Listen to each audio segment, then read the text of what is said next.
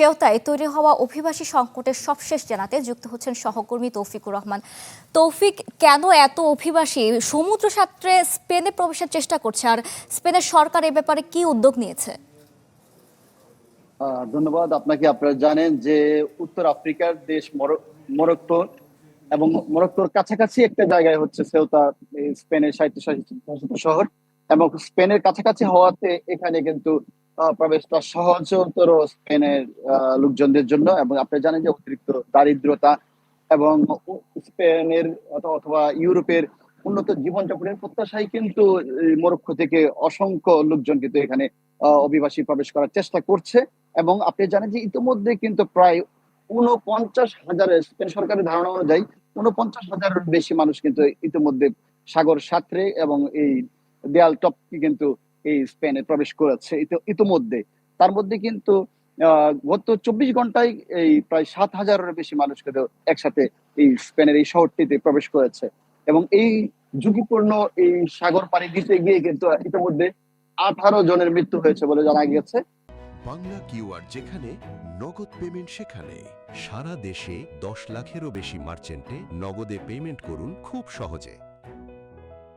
এবং এই ১৮ জন মধ্যে কিন্তু নারী এবং শিশু থাকার আশঙ্কা রয়েছে।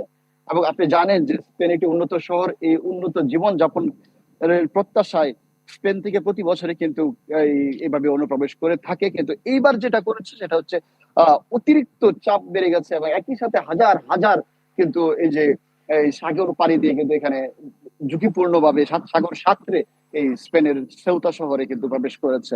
এই সেউতা শহরে প্রবেশকে ঘিরে কিন্তু সরকার একটু হিমশিম খাচ্ছে, কারণ হচ্ছে এখানে অভিবাসীদের প্রচুর চাপ বেড়ে গেছে। এটা একটা ছোট শহর, এই ছোট শহরে হাজার হাজার মানুষের প্রবেশের কারণে কিন্তু যে আশ্রয় কেন্দ্রগুলো আছে সেগুলো কিন্তু একদম পরিপূর্ণ হয়ে গেছে, যেখানে আসলে সামাল দেওয়াটা খুব কষ্ট হচ্ছে। এতে করে স্পেন সরকার এই পরিস্থিতি সামাল দেওয়ার জন্য সেনা, পুলিশ এবং এই সীমান্তরক্ষী বাহিনী কিন্তু ইতিমধ্যে ওখানে মোতায়েন করেছে। এবং এই এই পরিস্থিতি আসলে সামাল দেওয়াটা স্পেন সরকারের জন্য আসলে একটা চ্যালেঞ্জ হয়ে দাঁড়িয়েছে এই মুহূর্তে।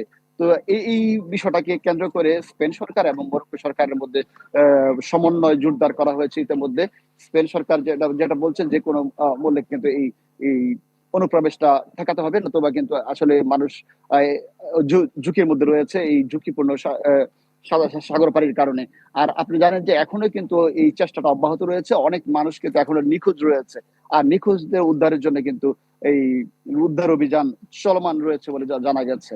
এবং আপনি জানেন যে এই পরিস্থিতিতে স্পেন সরকার যেটা করছে যে এই আরো বেশি নিরাপত্তার ব্যবস্থা বিধান করছে। এবং ইউরোপীয় ইউনিয়নের পক্ষ থেকে কিন্তু ওখানে খাদ্য সরবরাহ থেকে শুরু করে ওদের নিরাপত্তা, যারা ইতিমধ্যে প্রবেশ করেছে তাদের স্বাস্থ্য নিরাপত্তা এবং তাদেরকে আসলে আশ্রয় কেন্দ্রে নিয়ে যাওয়ার জন্য, এবং সেই সাথে করে মরক্কো সরকারের সাথে সমন্বয় সাধন করে এই পরিস্থিতি সমাধানের চেষ্টা করছে এই স্পেন সরকার।